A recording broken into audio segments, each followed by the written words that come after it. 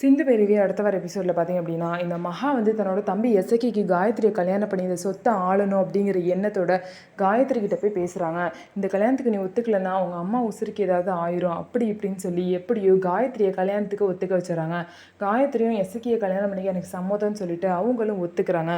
இதுக்கப்புறம் பார்த்திங்க அப்படின்னா எல்லாரையும் சம்மதிக்க வச்சு இந்த மகா வந்து பார்த்திங்க அப்படின்னா காயத்ரியை போய் மணவெடியில் உட்கார வச்சுட்டாங்க. ஸோ இப்போ பார்த்திங்க அப்படின்னா இன்னொரு சைடு வந்து செலியனை வந்து எசக்கியும் மகாவும் சேர்ந்து தான் கடத்திருப்பாங்க. அந்த இடத்துலேருந்து பார்த்திங்க அப்படின்னா கயிறு அவுத்துக்கிட்டு ஜன்னல் வழியாக செலியன் தப்பிச்சு ஓடி வந்துடுவார். செலியன் தப்பிச்ச விஷயம் அந்த அடியாளுங்களுக்கு தெரிஞ்சு செலியனை துரத்துவாங்க. இருந்தாலும் செலியன் ஆட்டோ பிடிச்சி எப்படியோ மண்டபத்துக்கு வந்துடுவார். அவர் வந்த நேரம் பார்த்திங்கன்னா என்ன நடக்கும் அப்படின்னா எசக்கி வந்து காயத்ரி கழுத்தில் தாலியை கட்ட போவாங்க.